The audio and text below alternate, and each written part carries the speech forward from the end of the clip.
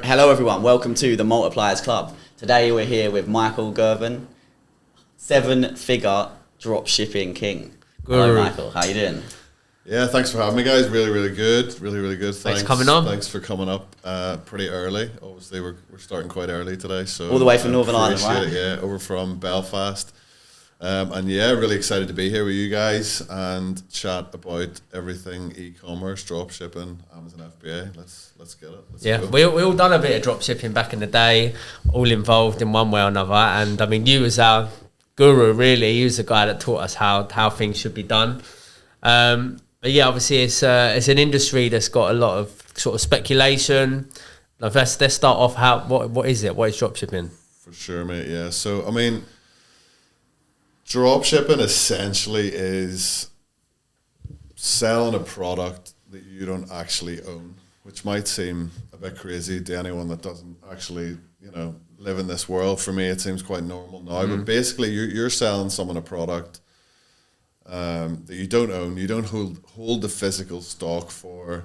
You're basically finding it with another online supplier and listing that product on your marketplace. Predominantly, I use eBay. So you're finding something that might sell on one place from another place. The customer buys the product and you're shipping that product direct from the supplier to the customer without actually touching that product. And the beauty about it is you're actually using their money to fulfill the order a lot of the time as well. So they pay you and then you pay your supplier. And that is essentially drop shipping, where you're not touching the product at all, which for me was amazing because I did a lot of reselling before and I was spending my lunch hour at the post office or the weekends packaging up items. So me being the type of the person that I am would have been considered quite lazy and like to cut corners. So for me, this dropshipping business was the one, because I was like, hold on a second, I don't even need to touch the items. Don't even need to go to the post office. Stand and waste my lunch hour in the post office. I think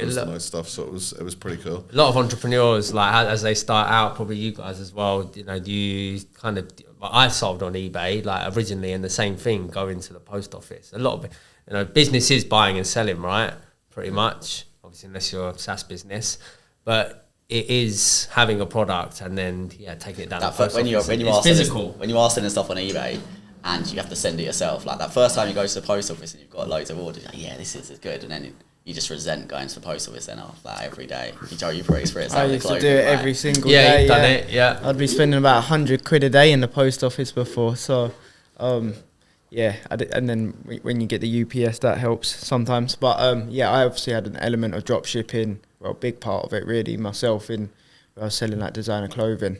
So I wasn't really doing it in the same way that you do it on listing on eBay, but same thing, once I'd built up suppliers that can ship direct, and you've got the trust and you've got the client base, then you can just be selling products, and obviously same thing, they transfer the supply and get it sent straight out. And for me, it normally I wouldn't always make perhaps the same margin because I've not bought 10-15k of stock in one hit, but at the same time you can be anywhere in the world on your phone making money. So it's a great model. I think obviously you can do it in lots of different ways, different industries. Like I was doing it for the designer clothing. What products do you mainly sell, and what kind of industry are you niching down on? This is the funny one, because like friends and family will ask me what sort of stuff eBay? do you sell, or can I look at your store and maybe there's stuff on there that I buy, and I'm like, It's like an off license, isn't it? There's like so much different stock. So on the eBay side, it could be anything. I mean, this like some funny shit. Like you don't even like with dropshipping, because we're using so much software to kind of source the products, list the products on eBay. Like a lot of the time, I don't even know what I'm listing. I'm sure you guys can. Yeah, we had it. Agree. We had small stores. It's just like a numbers game. It's like a numbers game and fitting a criteria. So I've had everything from like just general household stuff, like like this, like tables, chairs. On the bigger end of stuff, I had people buying things like poop and dog calendars. So like I'm like getting this order in for an item, and it's like a calendar, and it's like every month there's a different dog taking a shit on the ground. Was it selling? Did people buy that stuff? Yeah, so I'm like, who's buying this stuff, but also who's thinking about this will be a good idea to set this. So on one hand, you're going, There is a market for everything. Like, I mean, when you're selling stuff like that, I've had customers message me saying, I've just had a look at your tortoise lead.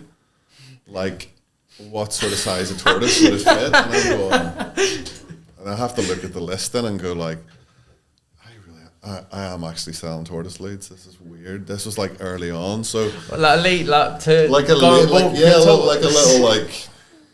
That'd be a very long slogan, wouldn't it? Yeah, I was like, is this going to be very long? It's going to be a very timely short walk. Where's it going to go? Yeah. It ain't going to run away. Honestly, man. So I looked it up. It's on Amazon, and I'm like looking at the measurements for this thing, and I'm like, am I really like checking like this like? If this is going to fit this guy's tortoise, this is like unreal. You know that's going to get refunded as well. They're going to send yeah, it it's back. too big. The tortoise is too small or too big or whatever. It's like this little harness strap. So like, there's just crazy stuff, and then there's loads of just normal stuff like toothpaste, you know, household items, anything, electronics, like it's just literally everything and anything. It's crazy. You get those mental customers as well, which is like because you're selling like everything and anything, you're also getting like the biggest bunch of like weird people, like Karens. The Karens as well. You know, I didn't get this. I've had like just when you say Karen, so it reminds me of this story where I was selling big bags dog food. This woman messaged me out of the blue. This is like I've been doing this 4 or 5 years. This was like within the last 6 months. It's like 2 or 3 months ago. This woman messaged me saying, "You owe me like new glasses." I broke my glasses. And you owe me new glasses. I was like, this was like the start of the conversation. I was like, okay. What did you buy? Dog food. Basically, she bought dog food. She opened the door to get the dog food off the doorstep, tripped over the dog food, and broke her glasses. The first thing that I thought of was like, those glasses weren't very good in the first place. If you're like opening the door, tripping over the dog food. So it's like things like that like when you're doing dropshipping, like I don't come from that world of like real, like I came from the bank and dealing with customer service and stuff, but those were people coming into the bank. They were looking for a loan or a mortgage. They're not coming in with like, you know, these like crazy stories or complaints. So you get like a real mix of customers and just bizarre things that you're going like, how do I respond to this, or how do I deal with this in like in a professional way without just like losing the head and going like, seriously, catch a grip, like your glasses are not my problem. Do you know what I mean? So yeah, weird range of products, weird range of items, and a real good kind of skill set to kind of start learning what sells really well and what does well in the market and sort of lean into it. So you mentioned about there's so many different ways of doing dropshipping and stuff. So there's so many different ways of doing dropshipping. I think dropshipping is like I felt it was like a good way for me to get into like a side hustle of something that I really enjoyed, coming from a reseller's background. So I started off with, I always loved the idea of like, I was always a big collector. So I like, whether it be like football stickers, Pokemon cards, which is like a massive one that got me into dropshipping. I collected like limited edition art toys, all this kind of stuff online at the time, like limited edition art prints. And I always had this weird mentality of like wanting to like offset my costs. So I was like, I want to buy this product, right? But if someone was selling a bundle of stuff, then I'd be like, how much can I get everything for? And then I take the bits and pieces that I want, and then I was reselling the rest. So I was getting like the bit that I wanted for free. Yeah. But then me being like a complete hoarder, I was end up like, I'll keep like more of it, and then like, you know, that sort of thing. So for me, like getting in from the reselling point of view, I was like buying and selling bundles of Pokemon cards, and it was the Pokemon cards and stuff that I still do. You know, buying and selling those big bundles, getting the like limited edition ones, or getting the like rare ones, getting them graded, getting them back. And like I was buying Pokemon cards for like 50 quid and reselling them for like $5,000 and like $7,000. And like some of them were worth like 20 grand, 30 grand. Having the knowledge like, though, right? So Pokemon cards sell for 20 grand. There's some like, there's some that are God. like millions. Like I don't know if you've seen like like the Logan Paul, James, Yeah, all those guys, bought it like off are that like fella, buying, yeah. like, Oh, yeah, when they bought a bag and boxes opened it for, like, and- millions, and You're then taking your ripping kid them to open and Pokemon stuff. Go today, right? Yeah, So yeah. you So sure like he's not the taking you? pivot. So yeah, I'm taking him to Pokemon Go Fest for his birthday. And I'm like equally as excited about it. Yeah. So I was too old for Pokemon when it first kind of came around. I was like definitely too old for the second time. It's like a big interest. So I guess the point that I'm making is you can get into dropshipping and then kind of pivot away and like find like different niches of stuff to go into. Like we've now went into, like, dropshipping has been like the stepping stone for us to move into like physical stock, wholesale, retail arbitrage, online arbitrage, but buy the physical stock where you can actually create a bigger margin and then have it stocked in a warehouse and fulfilled by Amazon and different stuff like that. So you can do like Shopify dropshipping, you can start building a brand. Like, I mean, I know so many people that got even just dropshipping to, make a side income so that they could work on like building their own business. Like, I know like a lot of you guys, you're all sitting here now and you have your own business, you've done a bit of dropshipping, you've done a bit of this and that. So I think like it's such a good way to, it can be as big, it can be as small or as big as you want it to be. It can be like a little side hustle. You make 100, 200 quid, or you can really lean into it and really make like the first time I was making, 2-3 grand, I was sitting, in my 9-to-5 job in the bank going like, I was like, I'm making more doing this. Is it stressful? Like, because obviously like that, to make sort of 2 or 3 grand, how many products do you need to be selling a day, really, do you think? Is there like a numbers? Like a lot. Like, I mean, I think at the time I was doing probably like the margins are quite low in dropshipping. So I think I was doing like 4,000 like orders a month or something. Yeah, $4,000 a month. Obviously, that's 4,000 potential problems, isn't it? Oh, yeah. And just on that as well. So I think in the entrepreneurial space, like there's so many different methods of dropshipping. I get hit with the ads all the time. So for the viewers listening who might be interested in starting a dropshipping business, what's the easiest way to start? And could you give like a rough projection of kind of revenue generated in terms of profit for a dropship entrepreneur to start with for, say, the first 6 months? Yeah, sure. Well, the model that I get into is like very, very basic. So it's literally Amazon to eBay dropshipping. Okay, so predominantly like Amazon is my main supplier for this side of the business. Okay, so they've got the fast and free shipping. You've got your Prime. They beat the price of most other retailers, and we list those products on eBay, and then they sell on eBay. So like the cost or barrier to entry to that is virtually none. So with a lot of these like other Shopify businesses or other methods of dropshipping, you've got to have either capital to buy, you've either got a capital to kind of build a website, run ads to that website, maybe pay staff and things like that. And you still don't even know if you're going to sell the product, right? Yeah. So you can just, like, so many people have to test so many products, and like you could spend 10 grand testing X amount of products and still not even make enough sales to make that revenue back. So with the Amazon to eBay dropship model, you're leveraging eBay's traffic. So eBay already put billions in a year to promote their website. A lot of people think that eBay's dead. It's still like it's like not as big as Amazon, but we don't need it to be, because we're still making all those sales on eBay. So all you really need is an Amazon account, an eBay account, and then we use like a software, which we'll get onto, because I use a software called SaleFreaks. Basically what that software does is helps you to find the products and actually list them on your eBay store. So you find the products, you put them into the software, and it automatically lists to the store. When the orders come in, the software auto fulfills the orders for you as well. So you're not actually having to go and put in all those customer details. Okay, you get a few errors from time to time. You have to do a little bit yourself. But basically you can automate the full cycle, which makes it super, super easy for basically anyone that doesn't really have a great deal of knowledge, especially if they're not like a real techie person, which I really wasn't. Like, I knew the eBay platform inside out, which is a massive benefit from buying and selling.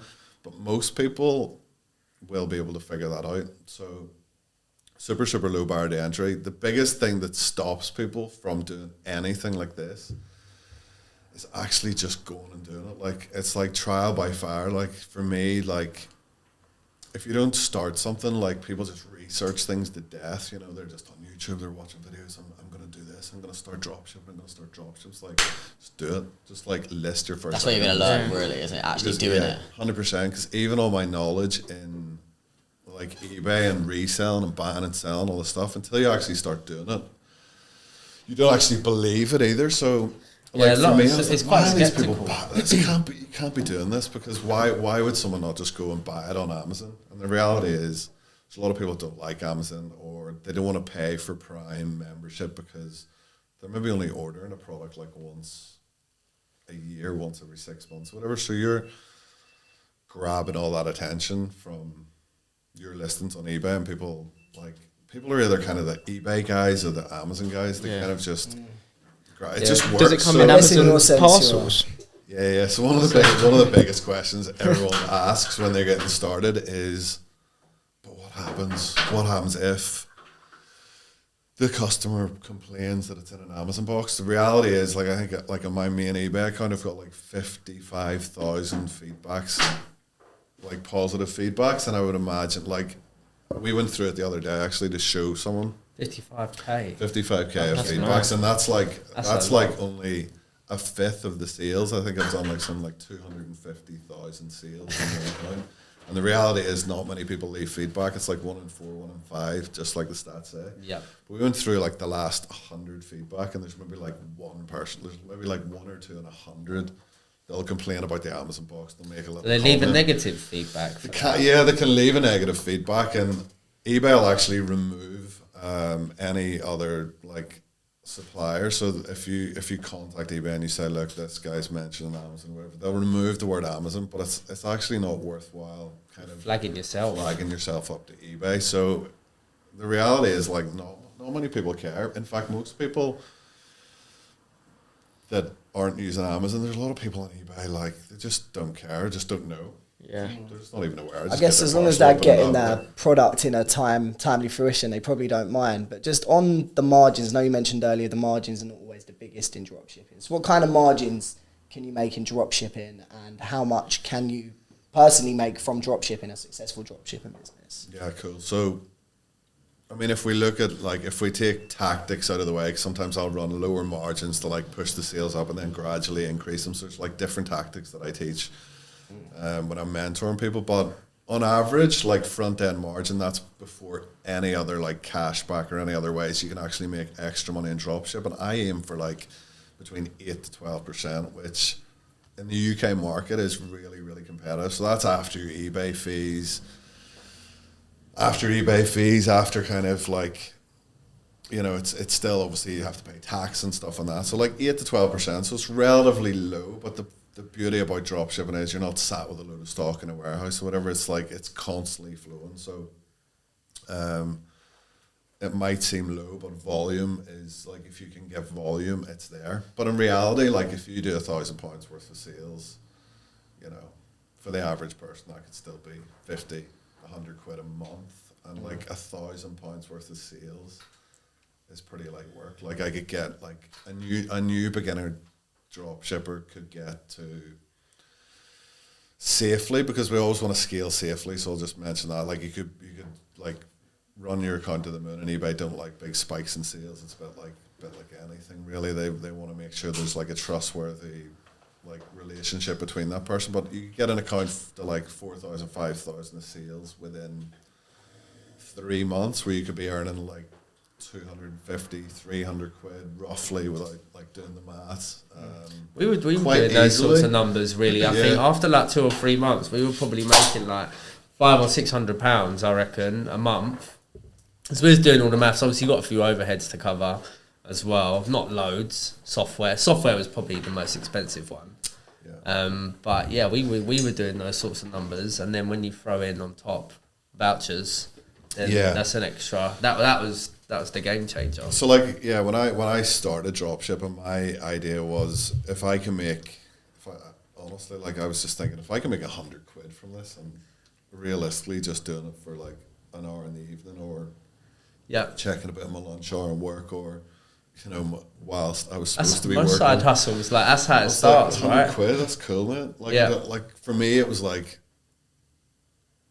it was £100, but it was like, oh, do you know what? I can sack off standing in the post office every day. I mean, I wasn't really making money doing that other stuff because I was keeping all the stuff, even like buying and selling trainers. I was like, I like bought and sold a lot of, I was saying bought and sold a lot of sneakers. I was buying the limited edition sneakers, getting them, and then I was like, yeah, I'm just gonna, do you know what I mean? It's like, that's what is really difficult for me. And I also, this is a weird thing as well, right? I'll just throw it in there. I was really bad at gambling. Like I was I used to just gamble money away at football bets, and I just, do you know what? I didn't really get myself into massive trouble or whatever, but I loved the buzz, and like dropshipping gave me that buzz. Yeah, my phone was going off. I was making all these sales, and actually dropship. Strangely enough, the money I was making on dropshipping, because it was so easy and like so passive, and like give me that little like buzz of like, this is insane. Like I don't even need to like really do any work again. The cutting corners,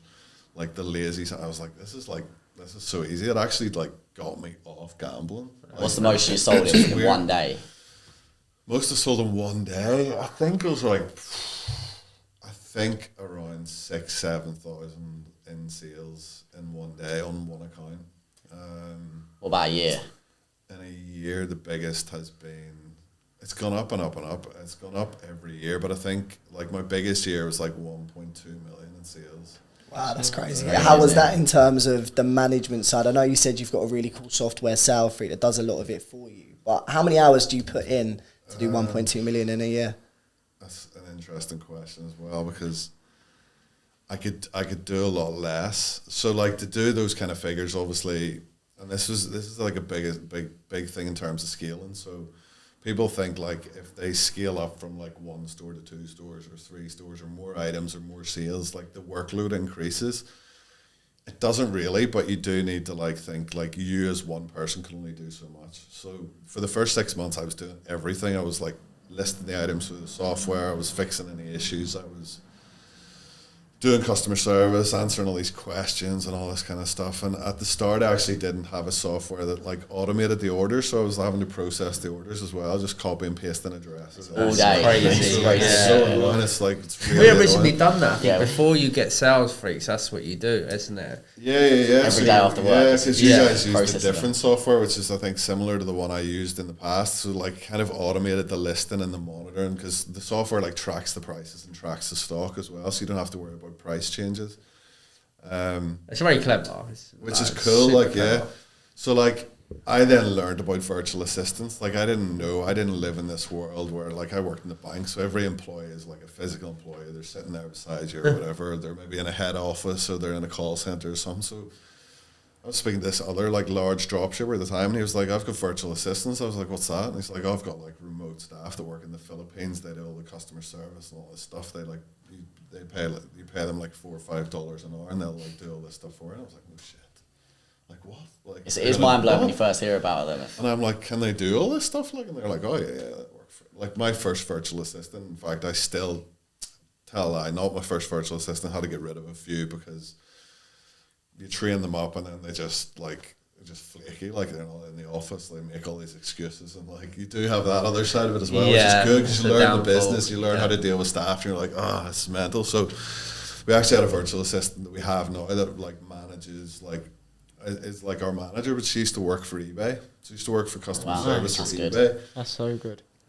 So it's really mad. So we were actually paying her a better rate and a better monthly salary than what she earned on eBay. But she had all the inside knowledge of like eBay, how it worked and stuff, and then she was able to train staff. So like when you kind of learn that, then you can go, right, now all my customer service stuff is handled. And it also like so it helps like your workload, but it also helps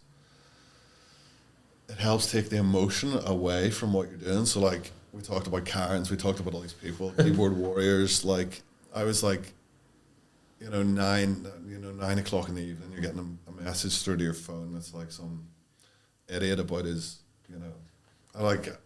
just another funny story. My duck whistle isn't attracting ducks, and you're like, you're like again, like I think must just be having a laugh half the time. Like. You have a laugh, but you're also going like, you probably got to deal with it there. Yeah. Right? No, So I get that. when you employ staff, they like take the emotion out of it. They just deal with it black and white as if they're talking about any product or anything or any type of customer, just being nice as pie back to them. They're just sorting the issue out. And I'm not even having to look at it or deal with it or think about it or react to it, because they're like, they don't react to anything, because they're just like an employee. Like, whereas you're kind of like taking it personal, and you're like, you're just so tempted to just go, fuck off. Like, leave me alone. Do you know what I mean? Just refund them or something, whatever. So like, it takes the emotion out of it, and also like, if you find really good virtual assistants, they're like better, like they're better than me at like typing out messages or like responding to customer, doing customer service, because that's what they were trained in, you know. They're trained in, and like a lot of the time, like university degrees, they're all like well spoken American English. Like, we all now have virtual assistants from the dropshipping back in the day. We all now have virtual assistants for. What is that? Where you first learned about them? Yeah, that's what I first heard about. What about you? Same. We heard about them from the marketing, like straight away. But yeah, it was around a similar time dropshipping came into play as well. So I mean, VAs at one point were literally running. Oh, because you already had John Dave. We already had John Dave. You had it, John Dave. Yeah, and we used John Dave to help us with the dropshipping. Actually, we did. Yeah, and it's interesting what you say about, obviously you're a business owner, right? We're all business owners. We have a huge emotional attachment to our business. Pros and cons of staff is, the cons are they don't have that same care or emotional attachment, but the pros are they can deal with complaints and are not as attached to it, right? So it probably makes perfect sense. They're very like, they're just very black and white. You have to like, they don't think outside the box for you. They're really good at like completing the process driven, that you set out the process, Yeah. yes, but they're not thinking outside the box. But then that's when they can come back to you and say, listen, what do you think about this? So suddenly your issues go from 100 to like 1 or 2. So like the bigger you scale, you're maybe just looking at something and going, 2 seconds, just give them the refund, just get rid of it, or do this, do that, or the other. And then it then gave me more time to do product research and listings. So suddenly I didn't have to do all this crap. Orders were being automated, so it gave me more time to do like product research, play around with margins, optimize other parts of the business. And then as you grow even further, I found myself like managing so much of the other stuff. Like, you know, when you scale up, you need more Amazon accounts, you need to deal with like different servers and proxies and all this other stuff. We'll not get into all the like technicalities of it, but when you're running like multiple eBay accounts and like hundreds of Amazon accounts, I was like connecting those myself. Hundreds of Amazon accounts? Hundreds, yeah. Like I think at the minute I've got like 200, 300, What? 400 maybe Amazon accounts. Really? And have they all got Prime on them? Some are non-Prime, some are Prime, some are business Prime, some are non. So like if you've got 400, like that's 4K on. Well, if you can imagine like 4,000 or 5,000 Prime. orders, like 200, 300 orders a day would. Well, does Amazon just not like it then? They just don't really you like do it. drop They shipping? send you like dropship appeal emails where they say like, listen, you're breaking the terms of service because you're using Prime to resell. So you kind of have to spread it out or manage your risk. And like I'll maybe have 200, 300 plus accounts, but I'll maybe only be using like 100 of them on a daily basis or something like that, so I can rotate them in and out. But the point is, I was still doing all these like menial tasks, and I was like, if I can get a virtual assistant to do customer service, then I can get them to do my VAT returns or my spreadsheets or connect an Amazon accounts, or like I just tell them the process. Like it's weird because it took me like years to get to the point where I was going, why don't I just ask my staff to do this? Yeah. I was like, can you do this? And they were like, or like what we started to do is we were like, because these guys are obviously trained in other stuff. Like, I don't know what they did in their other jobs. We were like, I started thinking like in the bank, people used to give like staff this like sheet of like what tasks in this branch of this bank can you do? What are you good at? What are you very good at? And like, where do you need development? So we started like kind of doing that with my staff and saying like, are you good at Excel spreadsheets? Like, can you do this? Can you do that? And then we found like I've got one member of staff who like manages. She does all her invoices for like other staff and like does spreadsheets and all that stuff. It's like bang. Yeah. It's weird because like you don't really think about it. It took us ages. Like when I say we, I've got my business partner Craig, who now like, because we've seen such a gap in the market, we then started training other VAs and then like providing a VA service for other people, so virtual assistants. So that's mostly eBay at the minute, and then we moved it into Amazon. And like just like you guys were thinking, like we should expand that. We should like provide virtual assistants for basically anything, or it doesn't have to even to be drop shipping. Like there's plenty of like sellers out there that are just selling on eBay and stuff, and they're like doing all their customer service. We're like, why are we not tapping into these kind of markets? Like, so definitely. Again, the drop shipping that's where business goes, brought right? us into those kind of things. So like, I feel like drop shipping in general has just opened like so many other different doors. 100%. I've got a question on that just for the viewers listening. So when there's so many options for aspiring entrepreneurs to get involved in drop shipping, so many different methods of drop shipping, what's the best way to start? Easiest way to start, would you say? Yeah, because you kind of asked me that before. So like the easiest way, I mean, there's so many videos on YouTube out there. I mean, I would say like the easiest way to start is get in touch with me on Instagram. 100%. That's how we done it. Like, I was kind of thrown into this world, so to kind of answer your question, yeah, if you get in touch with me, there's like tons of fake gurus out there as well. Like we paid this guy actually $1,000 quid to like do like a 4-week course for us, me and my business partner Craig. Back then, that's how we met. We both paid this guy, and then we're thrown into like a WhatsApp group or whatever, and then he did like a couple of weeks training, which is how I get into Sale Freaks from the other software. Then he buggered off to like Nicaragua in South America, and we realized he was like a massive cokehead, and he's just taking like loads of our money and buggered off and like left us. But that's how I met Craig.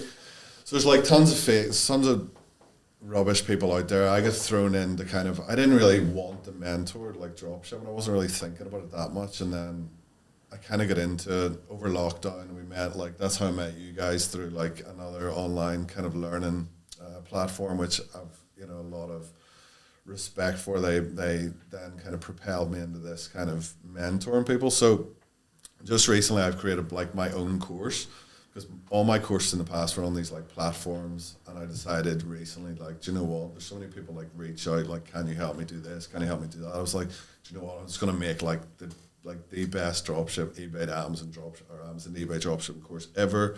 I'm going to put it out there. It's gonna like evolve into like other methods of drop shipping and reselling, everything you think of that you can do on eBay with other suppliers like Chinese dropships. So like the best way is to reach out to me and do my course, but I'm not here to like kind of promote and like push that kind of stuff. There's like plenty of stuff on YouTube. If you want to get started and just get like a feel for it, there's tons of videos on YouTube, and also on Sale Freaks as well, which strangely now we actually bought Sale Freaks, so we'll get on to that in a second. But there is like a free course on Sale Freaks of how to actually use the Sale Freaks software and intro into dropshipping. But if you're thinking just about starting, is that kind of answering your question? Like, you just kind of need to start. Like, I always find with like you can go on YouTube and find videos to learn anything you want,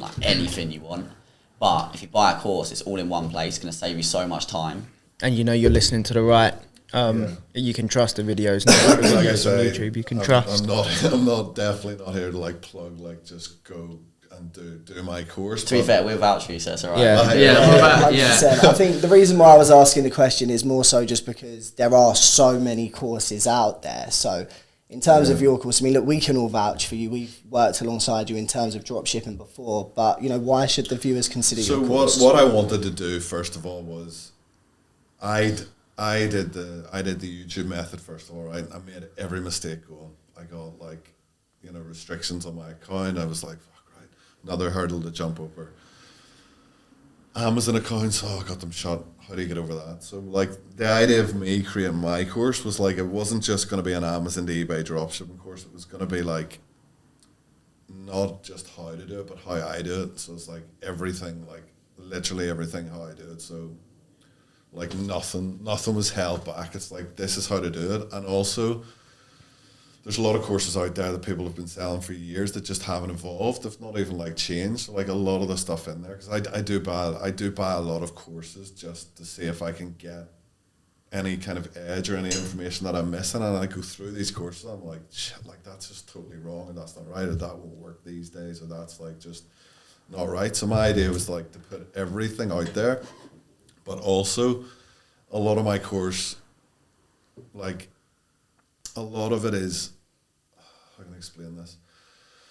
It's actually managing the marketplace that you're dealing with. So a lot of my course is heavily focused on understanding eBay and understanding the marketplace that you're actually selling on, because that's your bread and butter. That's like, if you lose that, you lose everything. You know, you can have multiple stores on eBay, of course, but a lot of those dropshipping courses tell you how to do the processes, tell you how to get sales, but they don't actually tell you how to actually manage the business. So mine is a lot more focused on actually not making the mistakes that I made.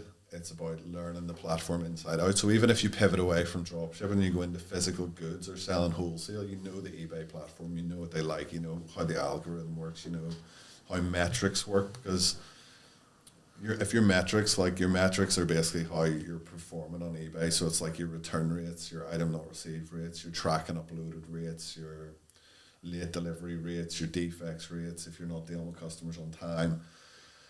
And a lot of people just don't go into it in great detail. A lot of people are just like, yeah, you've got to keep those right, and everything else focuses on finding products, selling products, and all that kind of stuff. So mine's like way deeper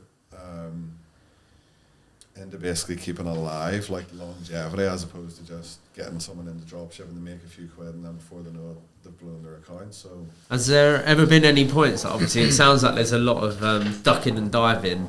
Has there been any points where you just wanted to give it up? No, man, probably once or twice a month. Yeah, still, even now. Yeah, how many people you got working for you now? On my eBay stores, I think I've got like not that many actually. So my stores are run by 4 or 5 VAs. Yeah. 4 or 5 VAs. I've got like one person doing product research and listing. So like when I say the software lists the items for you, so they have to find the products, then they put them into the software, and then it lists, and then they're like running different searches and things like that. I've got like one kind of manager that looks over everything, and then a couple of VAs. Well, that's good revenue. They've like got like full-time jobs. So a lot of other VAs will be like, you know, they'll maybe work, and this is the beauty of it as well with having the agency. Like, so you guys could all need like 1 hour, 2 hours a day, but a VA needs like a full-time job. So we're also able to give them a full-time job with multiple different clients, which is really good for them because it creates a stable environment for them, and we can also make sure that they get long-term work. But anyway, like you don't need many. Like if you're like a brand new to eBay, and you get to the point where you've got like a nice established store and you just want to take away your customer service, that might be like a couple of hours a day. You might be paying, you know, you don't even need to pay a full-time member of staff. So a lot of people think when they start doing this and they need to get a member of staff, they're thinking like full-time member of staff. No, it's like, it might be like 1 hour, 2 hours a day, which is cool. Yeah, and then in the wider business, like we have, like I think we have something like probably close to 50 staff working for us. Yeah, like 2 or 3 managers, supervisors. That's just on your stores. So obviously you've got different parts of the business. So what? Yeah. So So I don't like 5 or 6 on my stores, and then all together with it between both mine and Craig's, eBay business, Amazon, and the client side of things. Yeah, I think it's good that we touch on that actually. The Amazon stuff. What's that? Amazon FBA. So Amazon FBA. So our like we say, when people start dropshipping, they like get into dropshipping, they might want to pivot into different things, and our main focus was to get into Amazon FBA. So Amazon FBA, basically for anyone that's like kind of maybe watching or listening doesn't realize what it is. So Amazon, obviously, massive retailer. We've talked about Amazon because we get our products from Amazon to sell on eBay, and then strangely enough, we actually buy products and send them into Amazon. So there's a lot of people out there that think Amazon is just Amazon, and it's just Amazon selling you the products. But reality is, like, I don't know the exact percentage, but there's like tons of third-party sellers on Amazon, which are your FBA sellers or FBM sellers, which is FBA is fulfilled by Amazon. So that basically means we buy the product, we package it up at our warehouse, or if you're just a random seller, you can do that at your house or out of your garage or whatever. We take the product, We send it into Amazon. Amazon then lists it on their website, so it just looks like it's on Amazon. And when someone buys that product, they take it out of their warehouse and ship it straight to the customers. You don't touch it after that. And then Amazon take their fees and they pay you. And then FBM is like selling on Amazon, but you would fulfill it from your own warehouse. So you don't rely on Amazon shipping. You basically sell the product and then send it out. So some things that are good for FBM are like larger price items. So if you were to sell this, like this table, chairs, you know, washing machines or stuff like that, it's like it costs a lot to have it in Amazon warehouse.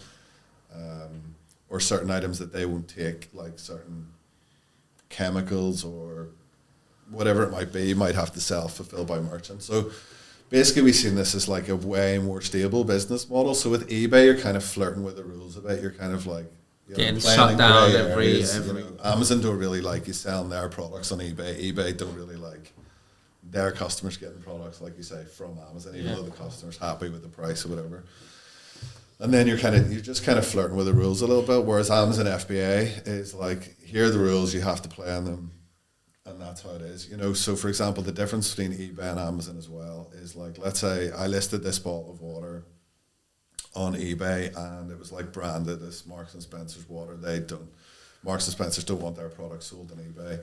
eBay will actually let you list it, and then you'll get the complaint from the brand owner, or eBay will pick it up and they'll like give you a warning, they'll restrict you. Which is, like, for me, it's pretty daft. Why don't they just block the listing in the first place? Whereas Amazon, you have to, like, get de-restricted in a certain category. It's called, like, ungated. So, like, Amazon, you know exactly the rules. If you want to sell Disney products, you have to apply. If you want to sell Star Wars products or Nike products or whatever, you have to apply. So, and then it's pretty easy. Just show your invoices and you get ungated in that product. Amazon say the seller's good. He gets to sell his product. So he's seen that as, like a massive, like, way of like building, like there's no limit to how big you can scale that, really. Whereas eBay, you're restricted to your selling limits and just different restrictions. Like you can maybe only build it so high with one store, where you start needing multiple stores. And like I say, going back to, you're kind of flirting with the rules a bit. So could they just say one day altogether, right, we don't like this business model, we're done with it? Whereas the Amazon FBA stuff was like, we'll pivot into this like more legit business, this bigger business. How long have you been doing that for, the Amazon? So Amazon, we've been doing Amazon like 2 years. 2 years. We've got 2 stores on Amazon. 2 stores on Amazon now. Like my store, I just started in September, and it's just done 135k sales. So, which is pretty good, because we go from the margins being like the ROI on Amazon's like 30%. Like, wow, okay, so and you're not paying for ads or anything again, because you're leveraging like the biggest platform. That's a lot better. Yeah, just on that as well. So, is there a platform you prefer? Is it more so eBay? Did you start with eBay? Is that maybe where you've got the emotional attachment, or you started? Like I love both. I don't know. It's weird. I like the cat and mouse game.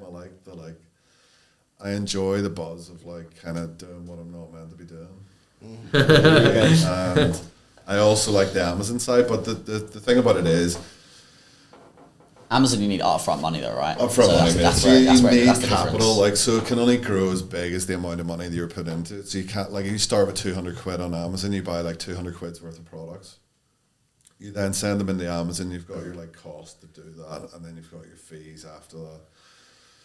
So let's say you make your 20%, you get your 240 quid back out of Amazon, you buy 240 quid's worth of stock again, you put it in again. It takes a lot longer to compound that, whereas in eBay I can have like, on my main store, I can have like 60,000, 70,000, 80,000 listings. And 60, like, out of 80,000 listings, maybe only 2,000 to 3,000 are actually selling. Yeah. I mean? And then I can just remove the ones that aren't selling and replace, rinse, repeat. Eyes are on everything, and you're casting your net wide. Whereas on Amazon FBA, our goal was like, right, okay, if we make enough money in eBay, then we can start saving it basically and investing into Amazon. Now Amazon's really cool as well. So with Amazon, so like let's take both our stores for a start. We both started with 10k. So 10k for us was like probably, you can start with about 5k and do well. You can start with a couple of grand and do pretty well. It just takes a bit longer. So with 10k, you kind of go right. You buy a good chunk of stock, and before you know it, your 10k is like 14, 15k, and then we just compound it back in. So we don't take any money back out of the business. As soon as that money comes back out, you buy stock. But the good thing about Amazon as well is what they'll do is when you're like deemed like a good seller, they'll offer you like an Amazon loan. So they'll like on your dashboard, it'll come up and it'll allow you to like basically with no question to ask to borrow like 10, 15, 20k, 30k, 40k. That's good. Like Really, that's wicked. Is it interest on? With interest, but they'll take the percentage back out of your sales. Okay. That's What's good. the interest rate on So that? it can be between like, depends on the seller, right? So That's just I eating into your recently profit, took isn't one, it? right, and it's paid back super, super quickly, right? So Yeah. I took one out recently. Actually, it was like a non-Amazon one, but it's Amazon affiliate. But they charge you 1.2% per month, and you pay it back over 5 months. The Amazon one takes like a percentage out of your sales. So if I'm doing 10k sales a month, they'll take 10% back out. They'll take that grand and that'll go off the balance of the loan. So it's like linked. It can be linked to your actual Amazon seller account. So if you have a bad day of sales, you don't need to worry about it. If you have a bad week of sales, you don't need to worry about it. Amazon have You it know on what I mean? Smash, don't they? Yeah, they- Everything. They've got they it think like of they've got it everything. nailed down, mate. So like we've seen this massive opportunity on Amazon, and again we started growing these accounts. The original accounts going for like 2 years. Then we thought, right, we'll start a second one just to kind of Leverage a bit. have like a backup and leverage it a bit, and maybe like try a few different products out and things, because there's also different models in Amazon where you can do like private label as well. So private label would be like your hats, like Multipliers Club. So you can say, right, okay, we're going to start selling our own products on Amazon. So that way it's like more like they're running ads again. So like, you know, you create a brand and you can sell it on Amazon, but then you have to start paying for ads and stuff to go to that. So it's a really good business model. It's like obviously it's a massive platform to get your brand like straight onto Amazon, and like it's easier than starting your own website. So Obviously, those like business getting your models. product in like a big retailer like Yeah. Tesco's or Sainsbury's. Yeah, It's the same and you thing. don't Just have to, like- straight onto Amazon. Yeah, it's not like you're gonna have to. You've got a customer base go there. through like tons and tons of like executives and be like, why should we have your brand or whatever? It's just like Yeah. Amazon or like you want to sell it. Yeah, that's why they got it. Pay us our fees Amazon's and the we'll one, sell it. It's innit? just Yeah. like it's just huge. So like we started off doing wholesale, retail arbitrage, online arbitrage. Retail arbitrage is basically like what you're doing on eBay as well. It's like basically find the product cheaper. So like if Argos have a 3 for 2 sale on, or Smith's Toys have like a massive 30% off sale or something like that, you basically go, okay, how much is it selling for on Amazon? Selling for 20 quid on Amazon, I can buy it for a 10 or half price on Argos, right? I'm buying it. I'm buying the lot. So on the Amazon app itself, like you can literally scan the barcode. Like I could take this bottle, I could scan the barcode. Is it selling on Amazon? No. Okay, put it back on the shelf. Go back. Barbie doll, sell. Scan it. Is it selling on Amazon? Yes, it's selling on Amazon. It'll tell you, like you can put in like how much you're buying it for, how much you can sell it for, how many units it sells a month, like where it's ranked in like their, you know, bestseller ranking searches. You know, is it like within the top 1,000? Is it within the top 100? They give you so much data, so much information. Then there's other softwares that you can have that like take that to the next level, like that tell you like, right, it'll work out like how many units you should buy based on the amount of people selling it, how many units it sells a month, all this stuff. So like there's like literally so much information, so much help out there that it just makes it super, super easy. As long as you have the capital, as long as you have the time. We just have VAs going through like Argos, Sainsbury's, Boots. Yeah. Just basically scanning these barcodes and just like, is it worth buying? Is it worth buying? Nope, scrap it. Like I buy like shitloads of printers from Curry's, like just buy them straight up off Curry's using cashback credit cards, cashback. Yeah, you must do well on your vouchers, points. like buying, Amex Yeah, points. Amex mate. points. So Oh like yeah, it's you actually use your Amex for massive the on like- Amazon, so you spend like probably Yeah, lots yeah. of So money. we're talking. I mean, we're going right back and like tie it into this, but like you're using Amex points, you're using cashbacks points, you're using like Quidco top cashback. You can buy discounted gift cards online. They can give you anything up to 20% off Amazon, 15%, 20% off Curry's, 20% off Argos, 20% off Asda, fucking anything, and that just like that means you can almost sell it for like less than break even on Like I can sell it cheaper than Argos on Amazon and still make a profit, if that makes sense. Yeah, So, yeah. like we started to like see this, and then because we've been propelled into the world of like helping people run their eBay stores from like A to Z. So like, you know, okay, you might want to be interested in a side hustle and making 100 quid or 200 quid, but you're like, I don't really know what I'm doing. I don't really have the time, or I don't really like, I'm not really interested in it. Then we were like, okay, come to us, we'll run your store for you. We'll take a percentage of your profits, or we'll charge you a weekly fee or whatever it is. So we bought a warehouse, or like when I came in here, I was like, we bought, you know, the warehouse, we call it the shack. So the shack is basically like, it was like an old locksmith. So it was like an old bits of everything store in Sheffield. My business partner's in Sheffield, and like I can't thank him enough actually, because he's like grown the Amazon side, whereas I've kind of held on to the eBay side and like done more of that sort of side of things. But the shack is basically like a little locksmith place, like a little like fucking like tin roof on it, mate. It's like set beside a Chinese on one side, and you've got like a hairdresser's on the other side, and we like, you know, just put up plasterboards, we put up like racking, and like we turned this into like our little warehouse. We were like, this is too big for us, so like we started taking on Amazon clients. So people that were doing it out of their bedrooms or out of their garage or whatever wanted to learn the platform, we were teaching them, and also saying, look, if you want to not be bothered with like the prepping and packing, so like the process from Amazon is slightly different from eBay. You're buying the product, and then what you have to do is you have to re-barcode it and then package it in a box a certain way and send it off to Amazon, so that Amazon can just pick the product out, scan the barcode, send it out to the customer, packaged in their packaging. So you send in a big box with loads of like same products. So we were like, let's take the pain away from those guys, we'll charge them, and also it'll offset the cost of our warehouse. So we really only get into it to kind of offset our own costs and be like, let's be smart about this. Let's like take on like a handful of clients, and basically what they're paying will help us pay. But then it just started growing, and demand for it grew, and we had to like, this was like where it's like begins, it like turns into big boy stuff. So this is like came from nothing, and Craig doing everything himself, like in there, like morning, noon and night, packing this stuff. He still worked for the council at this time as well. I think at the beginning I still worked in the bank.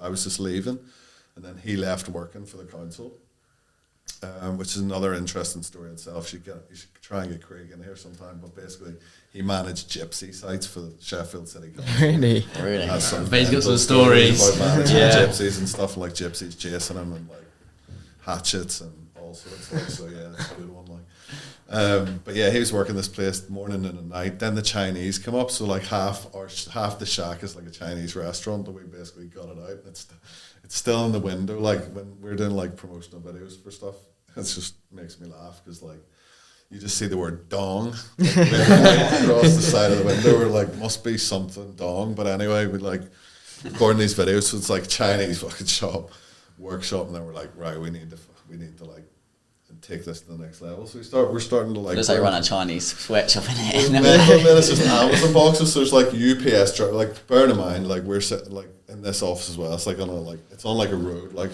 residential road. So there's houses on the other side, people's cars parking. We've just got, it's just like Argos drivers, UPS drivers, Yodel, fucking you name it. Like all these couriers just driving up. We have no like proper like sliding doors or shutters. So we're getting like pallets delivered and like unboxing them basically in the middle of the street and bringing them into the warehouse. Like it's mental. So we were like, this needs to change, and we've got like 4 or 5 like full-time UK members of staff right now. So it's like we've just moved into like, or we're in the process of moving into like a proper like 2,000 square foot like warehouse, where it's just like taking to the next level. We've got like 25, 30 clients that we're all managing there. Like my Amazon store, my own Amazon store, it's just done like 135, just had 135 grand's worth of sales this month. And that's from biggest month ever, right? Is that in the? That's in. Sorry, 135 grand's worth of sales in the last 9 months or whatever it is. Yeah. Last month was 35 grand's worth of sales. Wow. This month, which is massive, right? But we basically ran that as a test, so I run that like as a complete done for you service through our business. So like I pay all my fees, I pay for VA, I pay for the prepping, the packing, I pay for everything that's done. It's basically like It's basically like, I want this completely hands off, as if it was you or whatever. Like if you were running your store, like if I just all I do is pay the bills and put capital in. So I put an initial 10k and then I topped it up with, I think I put like another 15k in or whatever. But it's like, that's just growing done for you. So that's the idea with the Amazon, is that we just provide these services. And the thing I always love about eBay dropshipping, and the thing I always love about what we do, is we do it. So I'm not the guru that says like you should do this, that, or the other. It's like getting a personal trainer or something that's like, yeah, you do all this shit, and he's like running about like obese, morbidly obese. But like I know, teachers that teach, what does it say about teachers? Like if you get into teaching, it's because you can't do it or whatever. It's like, why am I learning, we're big nuclear physics from a guy that's like never done any nuclear physics in his life, or like, I like to be the guy that's like, I'm doing the business model, I'm doing Amazon. Because things change as well all the time. So we're living it. This is the other thing about the courses and stuff. Like you look at these courses, you go like, you don't do eBay dropshipping. You're selling this course, I'm like, you don't do this business model. Like whether it be eBay or Amazon. Yeah, I completely agree. I know we talk about courses, but you just got to be so careful, because there's so many really shit courses out there. You need to do your checks into whoever you're going to be investing in. Right, so it's really cool in terms of the different types of eBay, Amazon, dropshipping. So eBay sounds a little bit less risk as opposed to Amazon, less profit eBay. Am I right? More profit Amazon. How would you debunk the risks? How would you explain the risks of both platforms? Yeah, for sure. For sure. Okay, so we talked just lastly there about Amazon. So the risk with Amazon is you're buying your own stock, you're putting your own capital into this, and even with the best judgment, the best software, you do get what we call stinkers. Like you'll buy X amount of units of a product that's selling really well, and then next minute, bang, it stops selling. So you've got to make the decision: do you sell it cheaper to rinse your money back out, like sell it at less than break even, sell it at a loss just to get your money back out and get rid of the stock? Because if it stays in Amazon too long, they start charging you excess storage fees. So if it stays in there for 3 months, you got to start paying for it, which then just burns money. Also, what Amazon can do is we try and avoid anything that Amazon are selling themselves, because Amazon just smash you on price. They compete with you. You just can't compete with them, because they'll have like, if you've got 10 units, they've got 1,000 and they'll sell it cheaper. So you can't even wait for them to sell out. Like you would wait for another Amazon FBA seller to maybe shift his 5 units, and then you wait in line basically and not try and undercut each other like a race to the bottom. But if Amazon do it, you're kind of screwed. And our biggest loss is probably a case of where we had a really good deal with a wholesaler they were like Hornby Thomas the Tank Engine trains, right? Big deal product. It doesn't really matter what the product is. We were selling tons of them, and we were like increasing our orders with the wholesaler like month on month. 1 month the wholesaler just phones Craig and he's like, I'm really sorry, I just thought I'd give you the heads up, but we can't sell the product anymore. We're selling them to Amazon direct. And they bought we had I don't know how many units, but let's say I think we had like a couple of 100 units. It wasn't anything crazy, but it was like a couple of grand's worth of stock potentially that we just we couldn't even sell. Basically they just scrub you off the listing. They just wipe the listing. They just remove it. They don't even let you stay on the listing. They'll just be like, so that's the risk. So you get left with stock. And I'm like, they're cutthroat. They're just bang, just off the listing. You sell them on eBay. You have to sell them on eBay. It's a slower process. You've got to go down. Whatever. I think we still have some of them sitting. It does happen, on the top shelf of the warehouse. Christmas or something. They're presents. Yeah. The other risk is we were offloading like loads of like detergent, balls of detergent, knocked over the pallet or whatever. Fucking half the thing split out and spilled. Do you know what I mean? So it's just dealing with physical problems. Like you can break stuff. We had glass stuff. You learn from as well. So we're selling like ceramic stuff. It's like, right, lesson learned. So the people that we buy for, we're purchasing for now, we understand better where like to not take risks, but there's always still a risk where, for example, on eBay, the main risk is you not doing what you're supposed to be doing. So like you get a lot of people that get into dropshipping and they think it's great, and then they go off to Ibiza for 2 weeks, drinking, partying, and then like those 2 weeks, if you're not touching anything but you still keep your store running, you're not fulfilling orders, and like you're messing up your eBay account, that can be the risk, because you could potentially you could potentially lose money because you're just like refunding all these customers, or just negligence is really the biggest risk on eBay. Like Amazon to eBay drop shipping, the risk of actually losing your accounts is like the biggest risk. Monetary risk, again, if you're just not really on top of your finances or on top of what you're doing, but there's not much financial risk. You know, if you start up eBay drop shipping and it's not really for you, you're not walking away like much out of pocket, which is cool. What a question I'd say, like, so in terms of, I kind of see it potentially, obviously if someone's really passionate about doing the Amazon to eBay, like let's say it was myself or one of my friends now that's got a good amount of savings, but they want an extra income, they want a side hustle, or maybe not even a side hustle, to be honest. They've got a good job and they've got 50, 60, 70k saved in the bank, so they want that extra income. They're probably not going to choose the Amazon to eBay. Let's say they don't hate their job and whatever, and they don't want to build that up for ages, going at £200 a month and get to £1,000. Yeah. So let's say they've got 10, 15, 20k that they would invest if they thought it's going to return well on the Amazon. At that level, is it kind of a like, of course there's always risk in business, but to what extent is the risk in terms of if they came to you and they said, here's 10k, are you doing that a lot, and what kind of returns you're seeing? Is it some people completely like lose a lot of their money, or is it, do you see what I mean? Yeah, I mean, it's very low, it is very low risk. We've done a couple of different models where we'll do anything for you, okay? So we'll do as little or as much as you want. So if you come to us as like a prepping and packing center and you say, look, I'm going to source my own products, I'm going to purchase my own products, all I want to do is have them come to you and you prep them ready to go to Amazon.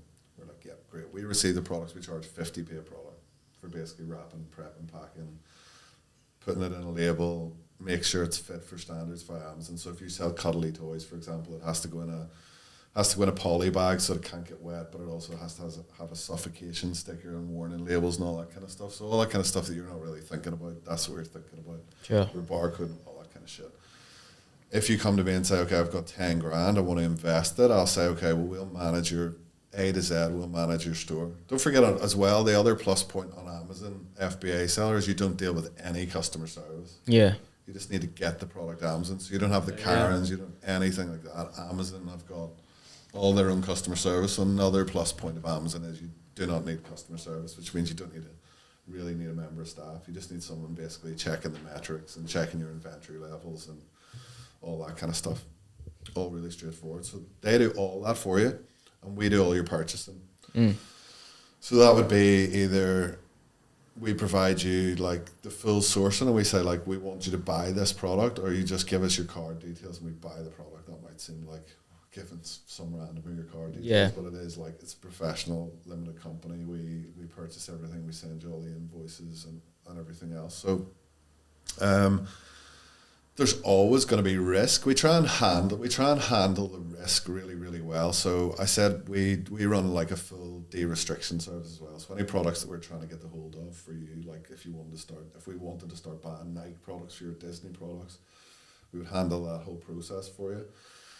Because we also have so many other clients, if you wanted to get out for whatever reason, we would also say to other clients, we'd say, look, we've got this stock, we're gonna sell you this stock.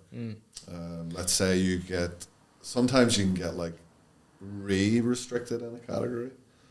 So then let's say, for example, you got restricted in that category, but I can still sell in it. Then someone will reach out to me and say, look, this guy's got stock, he can't sell in the category anymore. Can you take the stock? So yeah, I'll take the stock. You'll still get your profit, or you'll break even. So obviously I don't want to make a profit on it. So we lower the risk that way because we've got so many clients. We've got so much buying power as well with someone like wholesalers and things like that. We've got a better deal to start with because we're collectively purchasing.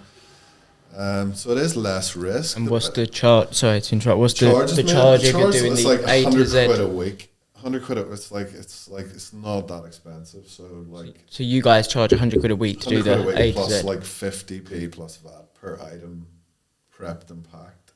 and that's we all putting in some money, or what's the returns like, and then how long does it take to see those returns? Yeah, so this is an interesting one. So my store, like, in case you weren't aware, this is a straight pitch to all four of us right now. I'll show you after. Maybe you can even screenshot for like a caption or something of my store. Like, I started mine in September. I drip feed. The idea is we like to, like, we drip feed a store products, right?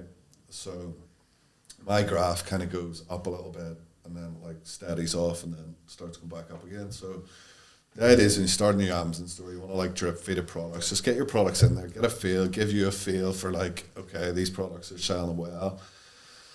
Once we start to see the products that are starting to do well in your store, we'll start to try and replenish those products. So like buying more stock of those products and just kind of working it from there. So for me, like personally, and again, and I'll go back to the risk element, I've not taken a penny out of that business. My idea is this is like investing money in like the S&P 500 or whatever. I'm just leaving it there. I'm not taking out a wage. I'm just paying my VA. And it's just self-contained. The risk is when people start wanting to like take money back out, and the business just can't grow unless you're like, you can't have it both ways. So you like, for a business to grow, it needs to have capital going back into it. So that's either like compounding the profits back in and letting it get to a stage where you can take out a wage. If you don't need the wage, why take the money out? You're going to pay tax on it, you're going to do whatever. So we just let it compound. But realistically, if you needed a wage out of it, like I'd say 6 months. 6 months. If you're putting 10 grand, 15 grand in, like after 6 months, you probably lift $1,000 and keep compounding the rest and still be making good money. Yeah. You know what I mean? Like doing like nothing. Yeah, I mean, it's passive income, right? And like totally like eBay to Amazon dropshipping or Amazon to eBay dropshipping, like we spoke about. It can be completely passive. Like we can do that, but you're paying for all your customer service VAs. You're probably doing a revenue split, whatever else. Whereas the done for you Amazon service, we can do that. We can charge per item packed and charge you like a weekly charge, which will cover like effectively it's just barriers everything. To entry, really, like it's the barrier to entry, because for those first couple of months, if you can imagine, your 10K is going to have a higher burn rate than like Amazon to eBay dropshipping, because you're going to be paying for staff and you're not really making much profit in the first 1, 2, 3, 4 months. So you could actually lose a couple of grand on paper for the first couple of months. So the other risk for Amazon to eBay, the Amazon FBA, is like people don't give it long enough. They're going, oh, my money's burning down here and I'm not really seeing the returns. And you're like, but like you're also not doing anything yourself. You're paying for staff straight off the bat. So I'll say to people, like, if you open a shop like in the high street, like day one you're paying rent, you're paying council tax, you're paying fees, you're paying electricity to keep the shop. Like you're gonna have a burn rate. It's exactly the same, but like you get people that don't understand how these business it's business just a business, works, and they're like, business, why am I not making money day one? And then they go, right, I'm taking my other 8K back.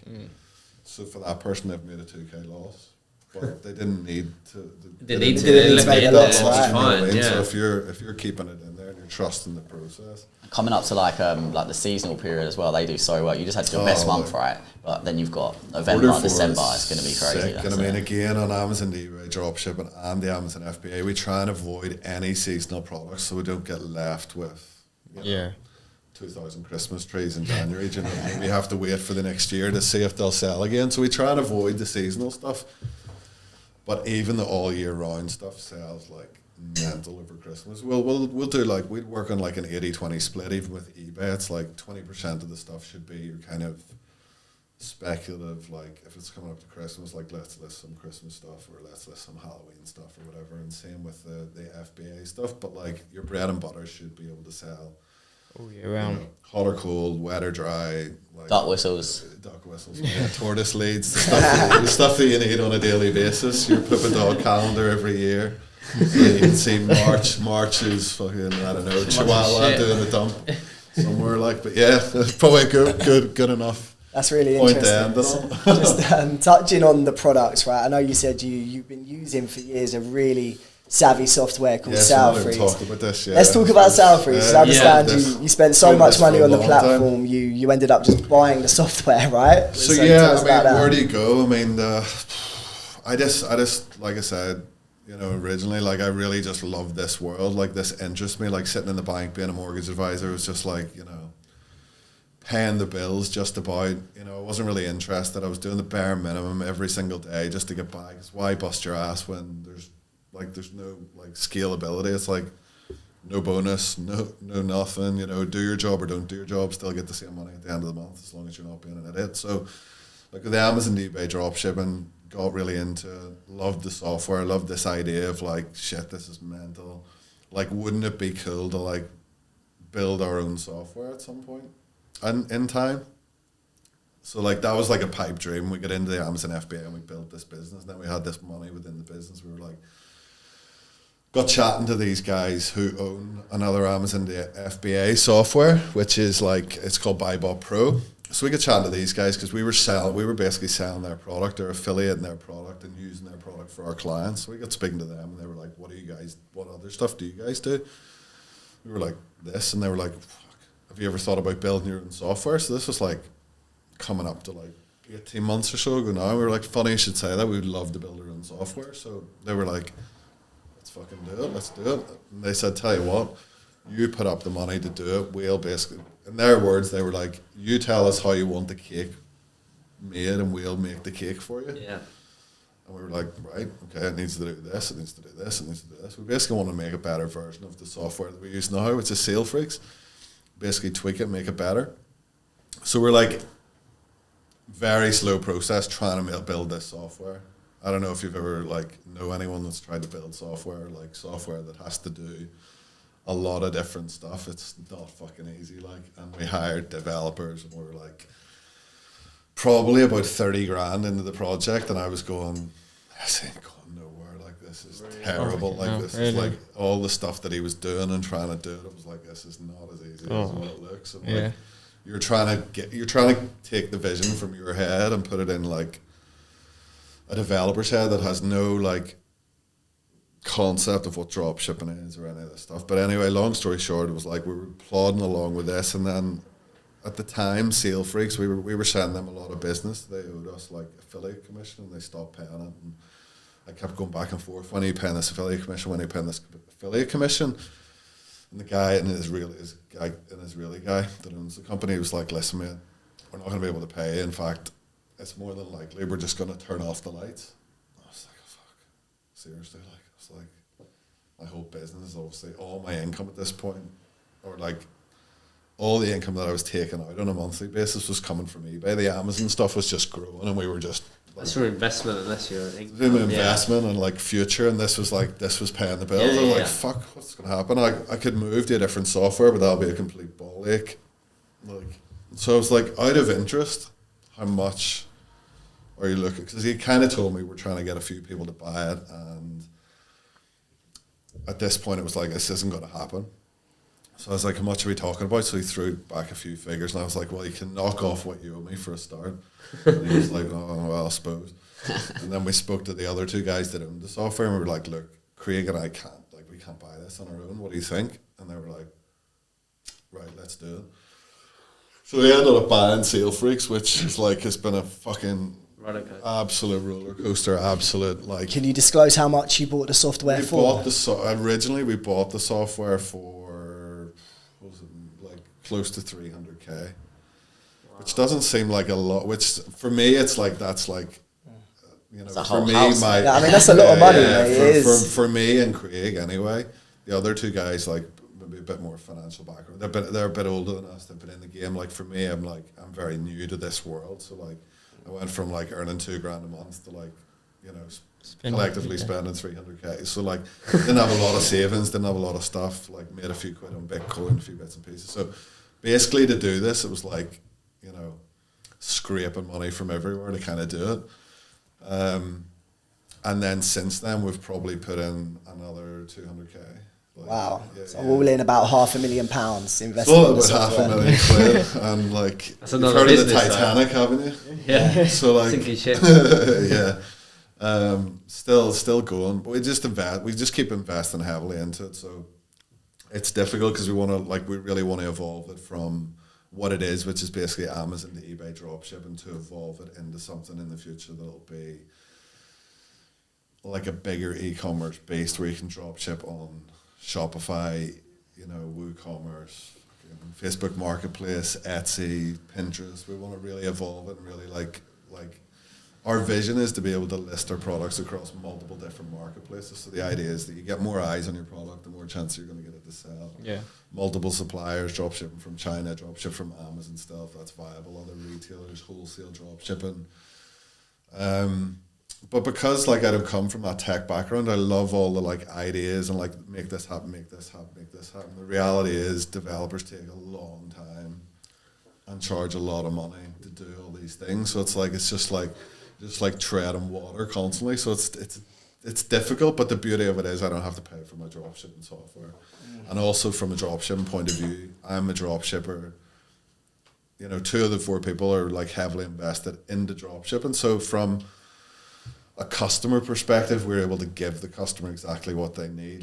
Sale Freaks originally way overcharged for certain aspects. We removed those aspects, and we're trying to make it more fair and more suited to actually helping people make money as opposed to just rinsing people, which in the end that's what I feel like the original owners of Sale Freaks. We used Sale Freaks originally, and it was hard because depending on obviously how many items you had on your store, it just went up and up. So if you had 100 items, it'd be X amount per month. If you had 500 items, it'd be X amount per month. I mean, it's a scaling system, and that obviously is still the model of the staircase. Because obviously, the more you list, the more you should be making. But they used to charge if you hit a certain amount of orders, they used to charge you a surcharge of per every order, then charge you 50p extra per order. But it wasn't up front. Basically, they just billed you for that, backdoored you at the end of the month. So let's say you're some of the products, if you're selling for $5 and you're doing 10% margin, that's your profit. Do you know what I mean? Yeah. So you're selling all these products flat out, thinking you're doing really well, and then bang, you get hit with an invoice, wipes out your product. So we changed all the structure of that. We want to make it more user friendly and evolve it. Yeah, so it's been I think I said to you when I first come in, or I can't remember, I speak to that many people. No, it's you start off as a dropshipper and you think you've got problems, and then you take on students and you mentor people, and then you take on all their problems, and then you own the fucking. Then it's like those memes in reverse where it's enlightened. It's no, it's I'm now I've got all the software problems, so not only I've got these people the problem is when I have a problem, or what people forget is when they have a problem, I have that problem at times 1,000 scale, just because I have 25 eBay stores now with over 100,000 listings between those stores. Do you know what I mean? So you've got 250 items and your order didn't go through. I've got 2,000 orders that haven't gone through because there's been a problem with the server. These are the things you deal with, right? So we get an email last week, 2 weeks ago. That must be data center in New York has a fire in it, right? Burns the servers down. Our front end server's gone. You can't access. So when you go to salefreaks.com to log in, it's just HTTP error or whatever. It's gone. So we're okay. So what's the crack then? What's the backup server or whatever? And they're I don't have a backup server. So as an owner of the software, you kind of just expect or assume that these things are already in place. And we kept on the original developer from the software, so we're well, there's no backup. And he's nah, didn't do that. And we're fuck. So I'm telling, I'm a Sale Freaks user, and I've heard all the excuses under the sun, software burnt, servers burned down. We're yes, of course they are. So we're telling people this, and they're absolute bollocks. What's broke? Just fix it. And we're I'm no, actually, we're getting the emails from this, the New York Fire Department saying that they deemed the building not safe for staff to go back into to switch on the servers or reset the servers. Jeez, just 3 or 4 days. We had to build a new front end portal to basically, blah blah blah, all this stuff. And then the developers did actually come up and build a backup. So now we have a backup, which is great, but just all stupid shit like this. We had a server that was still on the old company. The bill was unpaid for 18 months, and they were just throttling the service. We didn't know about it. We weren't getting any emails. It was like our main servers and then this other server bill. It was just kind of, they let it run for 18 months and then just switched it off. We had to rebuild all that. They wouldn't let us access to it. They were like, you're not the original owner of it. And we're like, we just want to pay the bill and get access to it. Can we just pay the bill and get access to it? No. It needs to be the original owner. Original owner didn't want to help us. We were like, right, so we have to rebuild that all again in the space of 2 or 3 days. So like, you think you're getting ahead and then something burns down, or like, and you're like, it's always something. So that's like the worst part of it. And the worst part is like, you know, right now I'm not making any money. Do you know what I mean? And we've put all this money in. So it's like, this is like the big boy stuff. You're kind of going, you know, there's no risk in dropshipping until you buy the software. Do you know what I mean? Until you make all the money dropshipping and from Amazon FBA and dump it all into software, which hopefully, like, I've no doubt we'll make it work. We'll do something. But I'm deep in the dropshipping game. I think it's great though. You know, I think like in the guru space, like if what you've done is so it shows how invested you are. You've not just built multiple dropshipping stores, you've bought the fucking software, do you know what I mean, to make it better for users as well. So when people say every year that is dropshipping dead, it's like a firm no, it's definitely not dead. It might evolve, it might change, you might have to jump through a couple more hurdles, or as I say now, it's not so much hurdles, it's like when you get to a scale, it's like brick walls. So like, the hurdles that I jump through as like a beginner like seem like nothing now. It seems like if you want to make 100, 200 quid a month, like you're going to have a harder time working in your 9-to-5 job. You're going to get more shit off your manager, off whoever, or some knob at work that you don't like. That's going to be more annoying than it is making a couple of £100 an hour eBay dropshipping. That's the reality. Like that's 100%. I have a question. So you're an expert within dropshipping. What do you think the future of dropshipping holds? I know that's like it's definitely going to evolve. It's definitely going to evolve because I think like it's just everywhere now. Like I mean, it's been around like a long time before software. Like it's hard to say where the future will be. For me, the future of it is like multi-platform dropshipping, like getting your eyes or getting customers' eyes in more places and like more like a hybrid of everything. So not one business model over the other, but you know, like for example, even eBay now, I've like there's just like this new section that's popped up, which is like social. So in your dashboard, it's got like you've got overview with all your sales, you've got your metrics, you've got your listings, you've got the stuff like socials appear where you can actually connect your Pinterest account, your Facebook account, your other stuff. So their idea is obviously pivoting towards they want you to be using socials to like gain more organic traffic or more paid traffic if you're running ads and stuff like that. So I see platforms changing. I don't see anything going away for dropshipping. I just see it like evolving into like some sort of hybrid thing because it's been happening for years. Like I mean, like you know, Alan Sugar, like you know, all those people like they're all like dropshipping, like.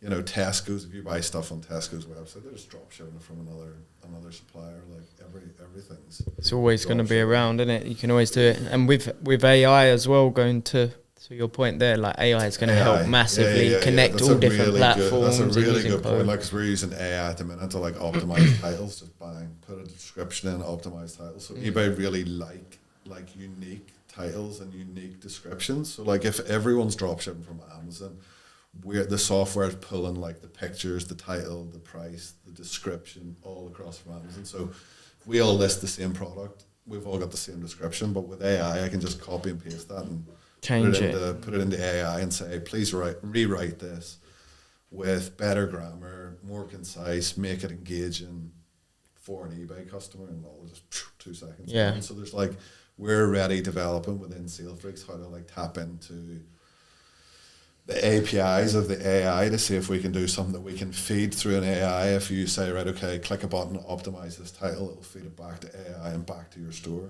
and you'll not even have to do anything in between. So those are the things that we're working on. So actually a really good point to bring in there, because I think that's what a lot is going to change because of AI. Especially like where you're saying with the devs taking time and slow, like even with the AI it can help, well, soon approaching that you'll be able to build certain websites in seconds, or if you've got a coding problem or you need a bit of code or whatever. So in terms of you helping the software, definitely you'll be able to, 100%. Especially if you think you've obviously been involved with it. I don't know how much these boys have. I look into it quite a lot and have a play around on different AI websites, and that's now. And the difference within the last 3 months since I first started looking, 4 months, the change has been huge. And so imagine in a year's time, like 100%. It's going to be insane. The likes of, I know, like, I would never want to take a job away from anyone, but like, I mean, we already see it on a basic level with chat boxes. You know, how many years we looked at chat boxes even on online? It's like, can I answer your question? It's like an AI robot.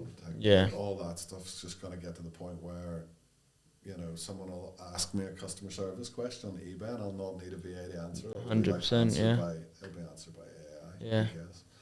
And there'll be softwares that will do all this stuff. I mean, the Google one, I don't know if you've seen it, the Google one's crazy. The video where the AI personal assistant, so it can reply on message, it can do anything, but you can get to, I see a video where it calls like the hairdresser and it speaks in a normal kind of voice. And has a normal conversation, books an appointment, but like there's back and forth as well, like, oh no, we can't do Thursday yet. Oh, okay, what about, can you do between 9:30 and 10:30? And like, do you know what I mean? It just has a phone call and books the appointment, and then it will just add it to your calendar, remind you, and it's like literally you, like that's already, you know, I've seen the video where they present it at Google, so whether that's out yet or not or coming soon, and once that's then in use and everyone's using it and it self-learns, like literally within a year, you're not going to need anything. It's going to take a lot of jobs. It's a whole other conversation. That is a whole other conversation. I think it really enhances like what people do. So I think like people that are like talented at what they do, it will definitely enhance theirs. I don't think there's anyone out there that's. I think there's people out there that thinks like that AI, they're just going to be able to make a ton of money using AI and nothing else. And I think you still need to fundamentally know what in any business model, know what. Like people are talking about artists, for example, like, oh, if there's like,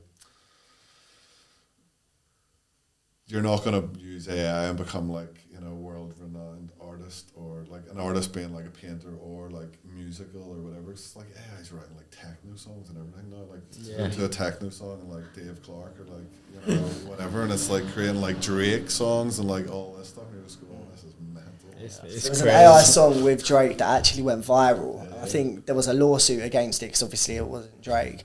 But I think what AI won't be able to do, it won't ever be able to properly replace human interaction. I get it can speak to people, but on like an emotionally intelligent level, I'd be very surprised if that could happen. If that happens, like hopefully it'll not happen in my lifetime. Like, you know, you're chatting to someone, you're going, is that a real? Like, slap them and see how they react. If it happens in our lifetime, I'll be out of the job, mate. So eyes start flickering. iRobot, some sort of mad stuff. But that's certainly a conversation for another day. Most definitely. Dropshipping robots from China, mate. That's the future.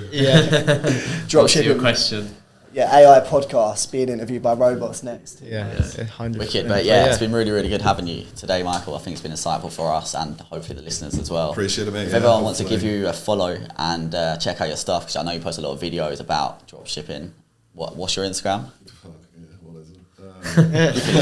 I think it's Michael G_108 or a variation of that. I'm sure you can. You didn't make it very easy for people to find you. That's right, you can find We're tagging him on the multipliers. We can edit out. It's Michael_G108. Perfect. Wicked. Thank you very much. Nice one, Appreciate you having me on, guys. Thank you for coming through. Interesting conversation. Interesting. Yeah, thank you. Appreciate it.